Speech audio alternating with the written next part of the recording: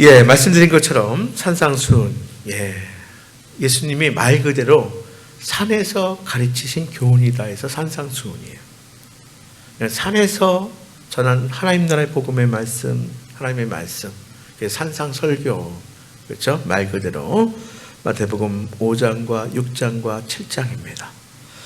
이 산상수훈의 주제는 단어 하나로 하면 천국, 하늘나라, 하나님의 나라예요.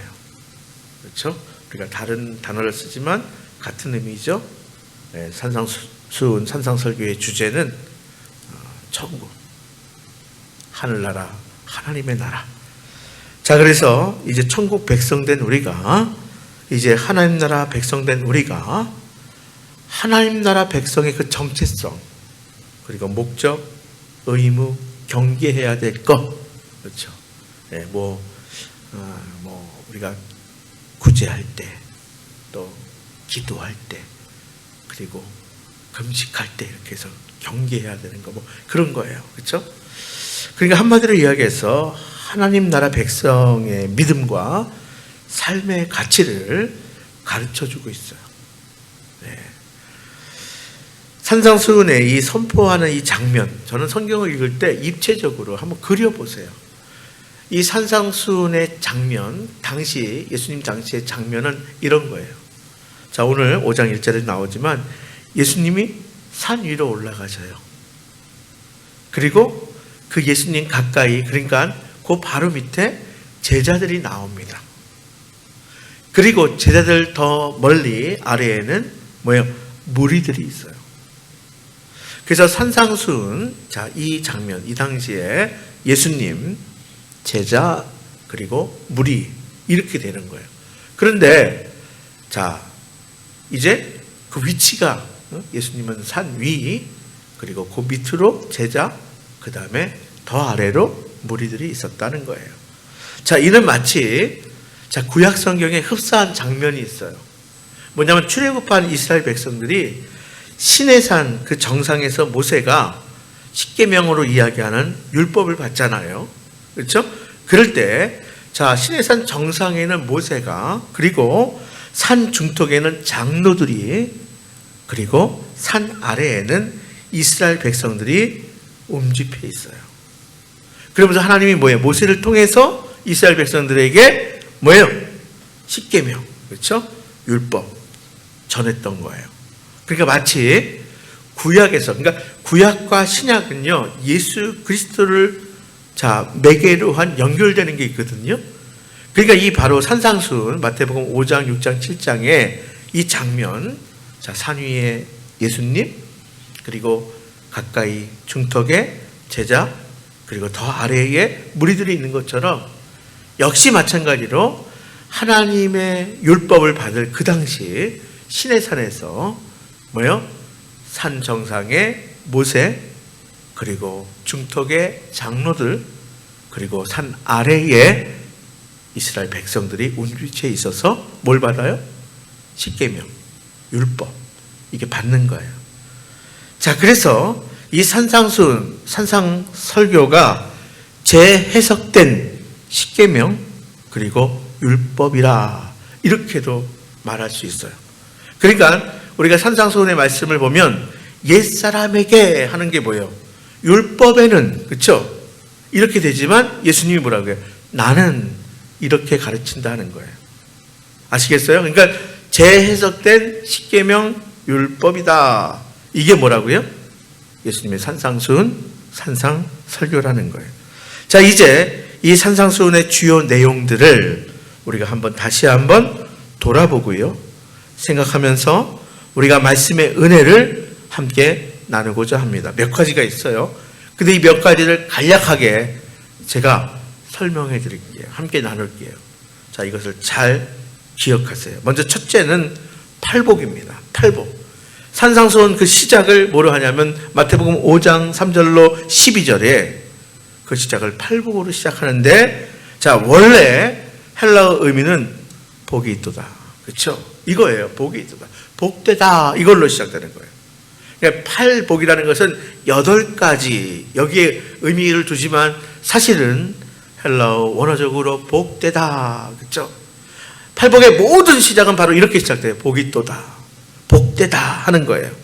팔복은 뭐뭐 하는 자는, 이런 표현이 물론 있어요. 뭐뭐 하는 자는, 자, 이런 표현이 있지만 여러분 오해하지 마세요. 복받는 조건을 이야기하는 것이 아닙니다. 너네가 복받으려면 뭐뭐 하는 자, 뭐뭐 해야 돼, 이걸 이야기하지 않아요. 복되도다 이미 전제해버려요. 아시겠어요? 그러니까 제가 말씀을 순종하는 자에게 주시는 복을 풍성히 누리게 해서요. 제가 그렇게 기도하죠. 그런데 제가 꼭 부연 설명할 때 뭐라고 해요?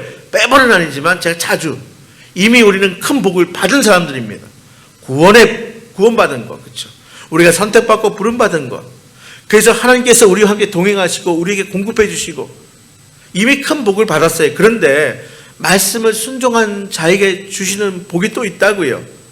그걸 풍성히 누리자는 거예요. 그런데 이 팔복에서 뭐냐면 뭐뭐 하는 자는, 이런 의미는 복받는 조건을 이야기하는 것이 아니라 복을 누리는 자의 정체성을 의미하는 거예요. 아시겠어요?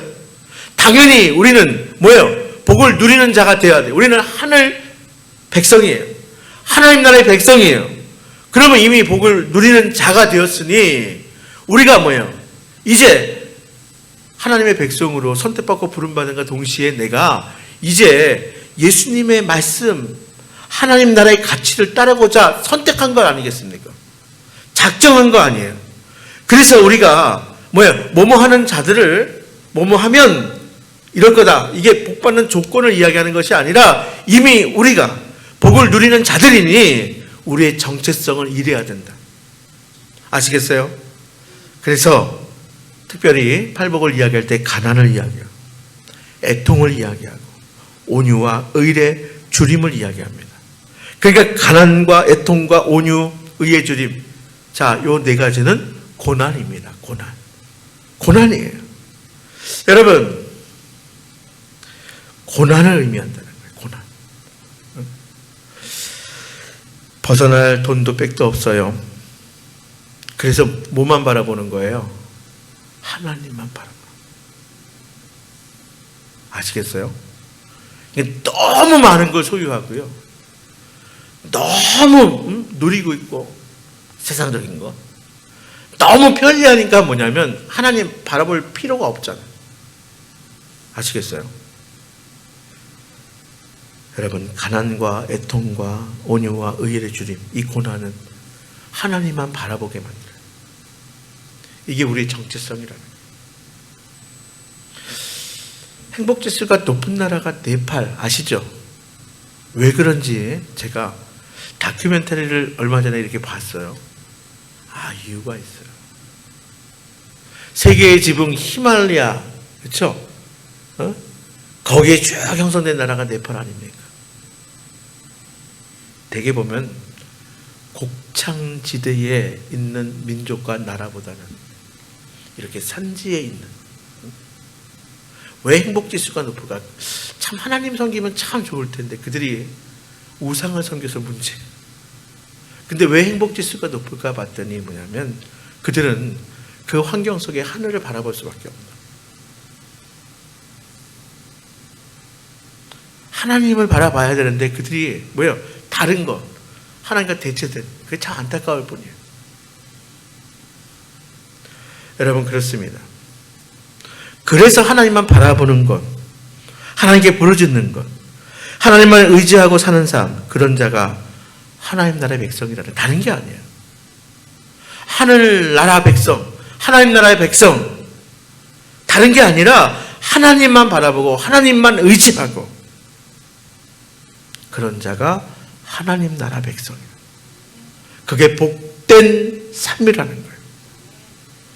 하늘나라 복의 백성은 그리고 또 긍휼과 청결과 평화를 위해서 살아가요. 하나님 나라의 백성은, 복의 백성은 비록 의를 위하여 박해를 받더라도 그 복이 크니 어떻게 돼요? 오히려 기뻐하고 또 즐거워하는 법이에요. 여러분, 그냥 이것도 안 되고 저것도 아니 허허 이게 아니라 뭐예요? 의를 위하여 핍박받더라도 그 복이 크니까 오히려 기뻐하고 즐거워한다. 우리 신앙의 선조들, 특히 핍박받고 박해받은 신앙의 선조들, 사형장으로 끌려가면서도 기뻐하고 즐거워하고 찬송 부를 수 있는 이유를 아시겠죠? 예, 팔복입니다. 두 번째는 소금과 빛이에요. 소금과 빛. 자, 그런데 여러분, 마태복음 5장 13절로 16절에 소금과 빛, 너희는 세상의 소금이고 너희는 세상의 빛이다. 빛을 비추라. 근데 여기서 기억하세요. 소금과 빛이 되라고 하지 않으셨어요. 무슨 소리냐?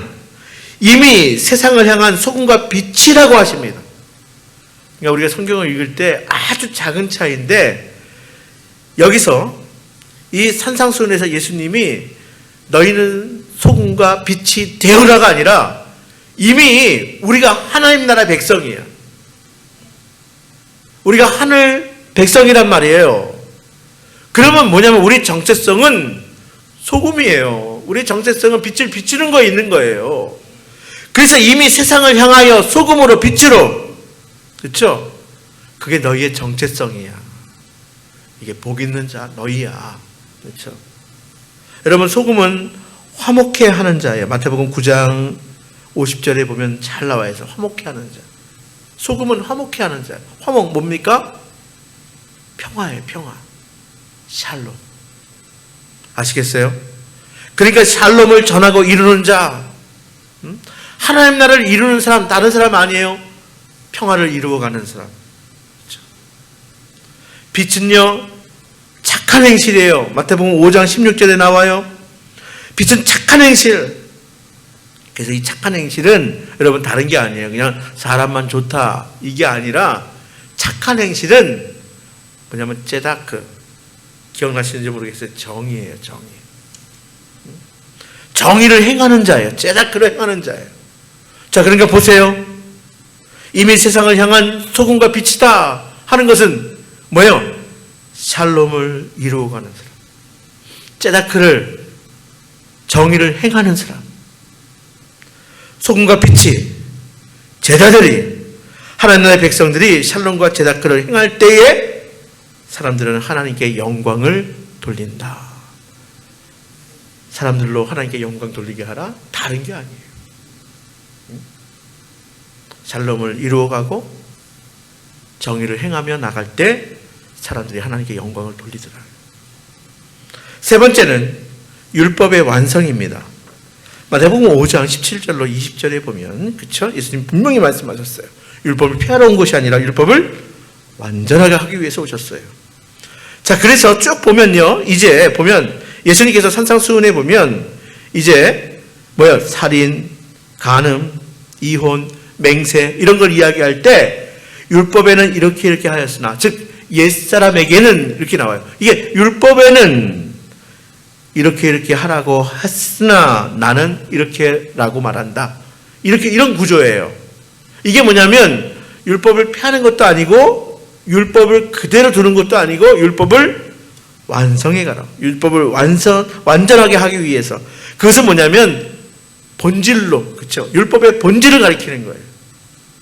율법을 주신 이유, 그 본질이에요. 본래는 그렇지 않은 거예요. 그렇게 문자적으로 그거 지킨다고 되는 게 아니에요. 본질은 다 빼놓고 중심은 다 잃어버린 채로, 그렇죠? 문자적으로 행하는 것, 종교적인 형식주의만 남는 것, 관습만 남는 것 아니라는 거예요. 율법에는 이렇게라고 하였으나 나는 뭐라고 한다. 이렇게 한다. 그렇죠? 자, 이런 표현들이 반복돼서 나옵니다. 그러니까 한마디로 이야기해서 율법에 대해서 너희가 오해하고 있어. 심지어는 진짜 나쁜 거는 뭐냐면 율법을 악용하는 자들도 있다는 거예요. 그냥 오해는 몰라서 그렇다 쳐. 근데 다 알고 뭐냐면 그 탐욕 때문에 율법을 악용하는 사람들, 이들에게 율법의 뜻을 분명하게 가르쳐 주고 계시는 거예요.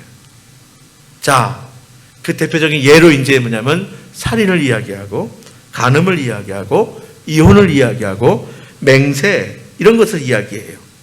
그러니까 살인과 간음과 이혼과 맹세의 참 뜻은 문자적인 행함과 위선이 아니라는 거예요. 껍데기만 행한다고 되는 거 아니라는 거예요. 동기까지 살피는, 그 율법을 주신 그 본질, 동기까지 살피는 것, 이게 진정성이라는 거예요. 그래서 살인하지 말라고 했지만 미움을 품는 것도 살인. 간음하지 말라고 했지만 음욕을 품는 것도 간음이다. 이거예요. 동기까지 살피는 모든 과정, 그 진정성, 여기에요. 아시겠어요? 하나님의 형상인 사람의, 그래서 여러분, 내 생명이 소중한 거 알면 하나님의 형상대로 창조한 다른 이들의 생명도 소중한 거예요. 너무 신기한 게 뭐냐면, 서구 사회가 기독교 신앙을 가지고 있음에도 불구하고 말도 안 되게 정말 죄악된 역사가 있잖아요. 피부색이 다르다는 이유로 아프리카 사람들을 잡아다가 마치 가축처럼. 북미, 남미 다 마찬가지로. 문명이라는 것을 어떻게 정의할까? 미개하다는 이유로 원주민들을 그렇게 학대하고 몰아내고. 그러니까 하나님의 형상인 사람의 인권과 생명을 지키는 것 대단히 소중합니다. 인권을 운동한다는 것은 사회운동이 아니에요. 여러분, 하나님 나라를 이루어가는 거예요. 예수님께서 말씀하신 산상수훈의 율법의 완성을 이루는 거예요. 이게 그리스도인의 정체성이에요. 여러분, 하나님의 형상인 사람의 인권과 생명을 지키고 더 나가서 원수까지도 포함한 그 사랑. 그렇죠? 원수까지도 포함한 그 사랑.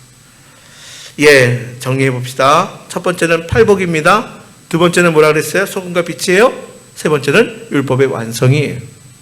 자, 이제 네 번째, 주기도문이에요. 주기도문. 마태복음 6장에 나오죠? 6장 9절로 13절. 다시 한번 앞으로 넘어가면 구제, 금식, 기도는 유대인들에게 있어서 의무이고 경건의 증표예요. 외식하는 자들은 이런 의무를 통해 돈, 명예, 권력 등 탐욕을 채운 거예요. 결국은 외식은요, 다른 게 아니에요.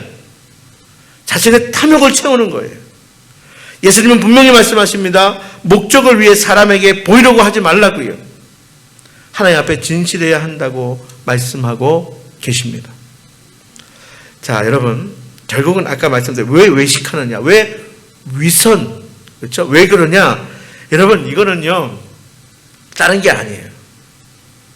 외식하는 자들은 그 율법의 의무를 지키면서 결국은 뭐냐면 자기들도 지키지 못할 것을 지키게 하면서 자신의 탐욕적인 그 탐욕을 채우기 위해서 결국은 돈하고 관련되어 있어요. 명예하고 관련되어 있어요. 권력하고 관련되어 있어요. 그걸 채워간 거예요, 결국은. 예수님 분명하게 말씀하세요. 여러분, 이런 탐욕의 배후에 뭐가 있는지 아세요? 왜 사람이, 물론 욕망이라는 게 본성이지만 이 탐욕, 우리가 우리의 욕구를 지나친 그 탐욕의 배후에는요, 바로 염려와 두려움이 있습니다.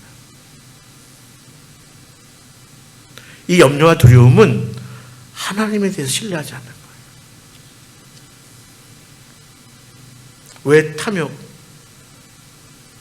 왜 심지어는 종교인들이, 그쵸? 이 당시에 종교인들이 율법을 자신들도 지키지 못하면서 자신들도 힘들면서 왜 그렇게 요구하느냐? 결국 자신들의 탐욕을 채우기 위해서. 왜냐하면요, 하나님 신뢰하지 않아서 그래요.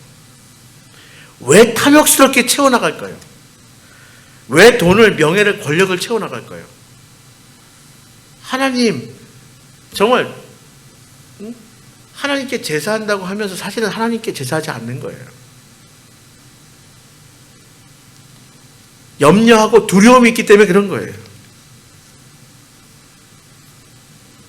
여러분, 우리 주님은요, 분명히 말씀하세요. 그 나라와 그 의를 구하면 그 나머지 것들, 너희의 필요는 다 더해줄 거예요.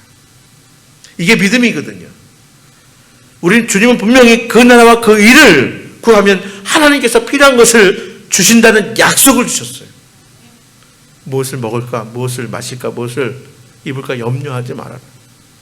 아니, 하늘 아버지께서 너희의 필요를 어찌 모르겠어요. 그 필요를 채워주지 않겠느냐. 이게 믿음이거든요. 또 약속하셨거든요. 신실하신 하나님이 약속하셨어요. 근데 이걸 믿지 않고 불신하니. 왜요? 두려움 때문에, 염려 때문에. 탐욕이 작동하는 거죠. 더 쌓아야 되죠. 더 모아야 되죠. 더 높이 올라가야 되죠. 더 큰 힘을 갖춰야 되죠. 여러분, 주기도문의 앞에 세 가지는 하나님의 이름, 하나님의 나라, 하나님의 뜻을 구합니다. 아시겠어요? 그러니까 한마디로 뭐예요? 그의 나라와 그 의를 구하는 거예요. 주기도문의 앞에 주님께서 정말 이게 기도의 표본이야 가르친 기도에 그의 나라와 그 의를 구하는 거예요. 주기도문 뒤에 세 가지는 양식과 용서와 안전으로 이 땅에 살아가면서 필요한 것, 이것을 말씀해요. 그러니까 다시 말씀드립니다. 그 나라와 그 의를 구하면 이 땅에 필요한 건 어떻게 돼요? 양식, 죄의 용서, 그리고 안전, 이거 다 채워주신다 이거예요. 예. 네 번째 뭐라 그랬어요? 주기도문이에요. 자, 다섯 번째는 외식입니다. 아까 잠깐 언급을 했지만 다섯 번째는 외식이에요. 자, 6장 1절로 18절에 이제 계속해서 나오는데요. 외식은 한마디로 이야기해서 진실함이 없는 형식적인 행함이 외식이다. 거기에 진정성, 진실함 없어요. 그냥 형식적으로 행해요. 그러니까 겉으로 볼 때는 뭐예요? 그냥 하는 것 같아. 그러나 거기에 진실함이 없어요. 그래서 외식을 위선이라고 하는 거예요. 위선. 외식하는 자는 하나님의 뜻을 따르는 것이 아닙니다. 거기에 진실함이 없기 때문에 아무리 비슷해 보여도, 겉으로는 하는 것처럼 보여도 진실함이 없기 때문에 그것은 하나님의 뜻을 따르는 것이 아닙니다. 사실은 뭐예요? 자기의 탐욕을 채워가기 위함이에요. 보세요. 내가 구제하는 것을, 그렇죠? 진실함이 없이 하면 뭐예요? 사람들에게 인정받고 내 탐욕을 채우는 거예요. 자, 내가 기도하는 것을 보이기 위해서 한다? 진실함이 없죠? 보이기 위해서? 믿음이 좋네.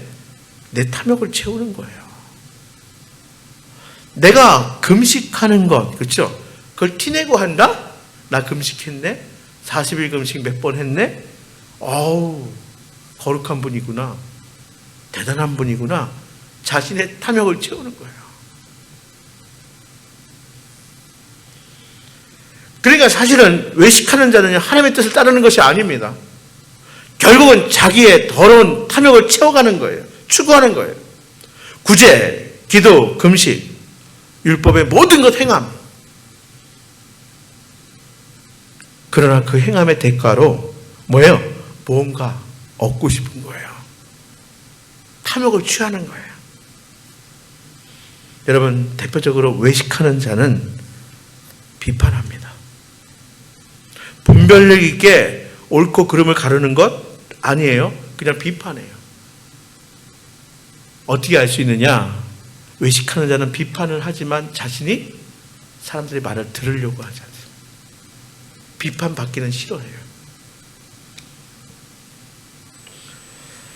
왜 그럴까요? 왜 그럴까요? 비판을 하는데 왜 자기는 비판받기 싫을까요? 나 죄인 아니라는 거예요. 교만함입니다. 난 부족하지 않다는 거예요. 완전함. 자신의 피조물임을 망각하는 거예요. 여러분, 우리는 늘 하나님 앞에서 호람되어 하나님 앞에 서면요, 죄인일 수밖에 없어. 하나님 앞에 나는 부족한 피조물이에요.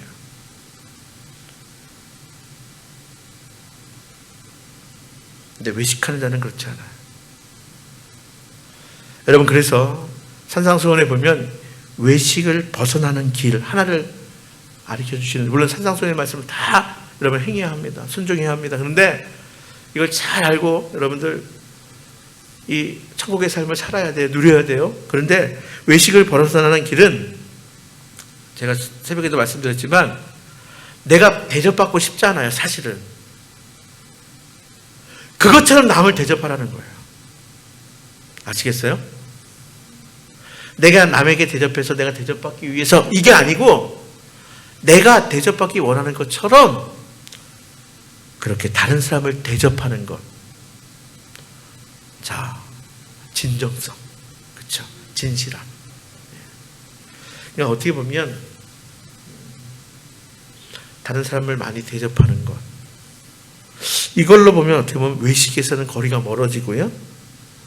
그리고 앞에서 쭉 이야기한 그렇죠? 천국의 삶, 이 땅에서 누릴 수 있게 되는 겁니다. 자, 6번째 마지막입니다. 행함입니다. 행함. 이게 산상수훈 전체적인 결론은 결국은 이제 행함인데, 자, 외식하는 자와 거짓 선지자는 뭐로 구별한다 그랬어요? 결국은 열매로 구별됩니다. 외식하는 자, 거짓 선지자, 결국은 뭐냐면 뭐요? 열매를 통해서 우리가 구분할 수 있어요. 자, 잘 들으세요, 여러분. 아무리 주님의 이름으로 예언을 하고요, 아무리 하나님의 말씀을 전하고요, 귀신을 쫓고요, 병을 고치고요, 기적 행함, 여러분 이것이 좋은 열매라고 생각하세요?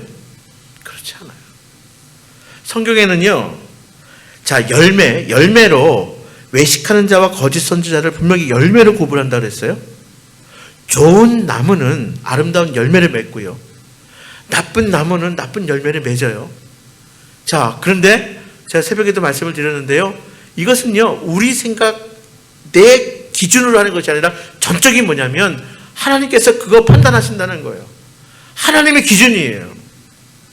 자, 외식하는 자, 거짓 선지자 분명히 하나님께서 판단하시고 분명히 열매로 분별 받는다고 말씀하세요. 열매로 분별.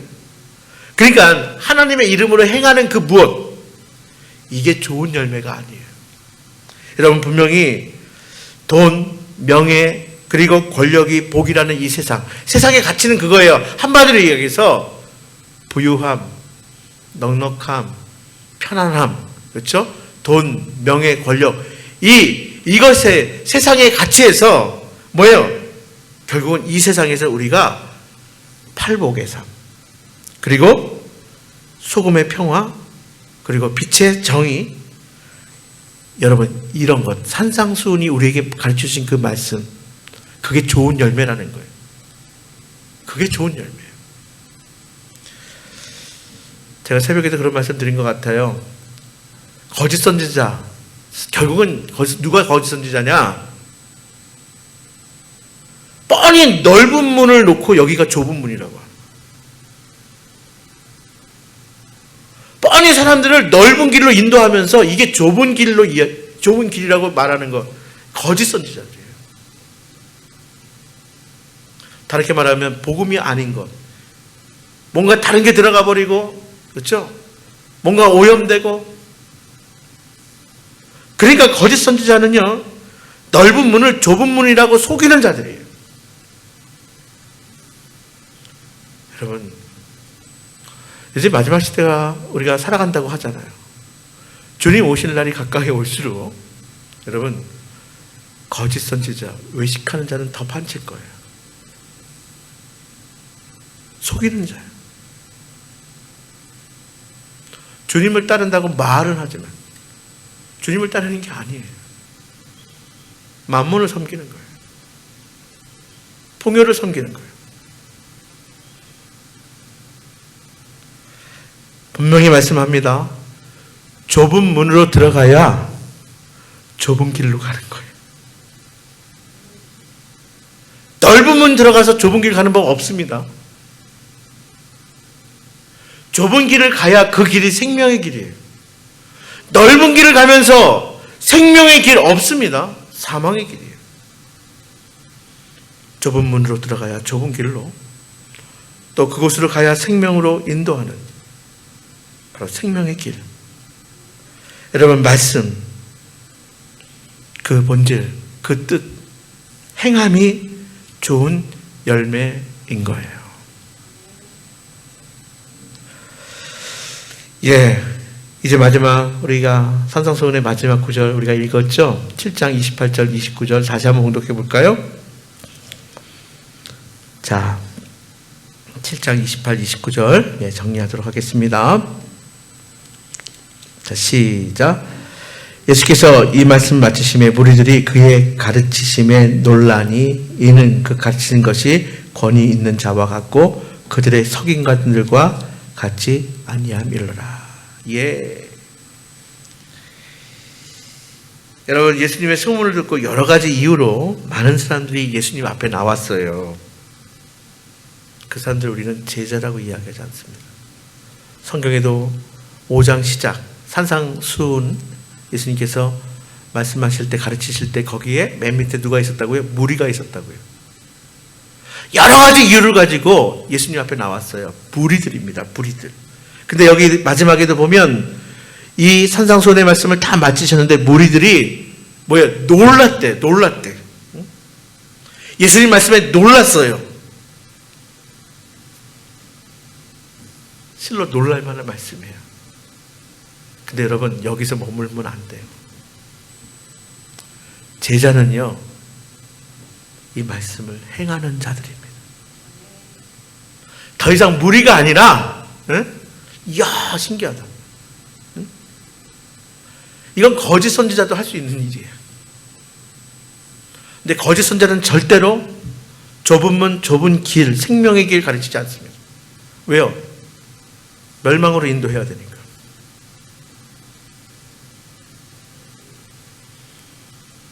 무리는 예수님의 말씀, 산상수훈의 말씀에 놀랐어요. 여러분, 산상수훈의 말씀을 볼 때 찔림이 있죠.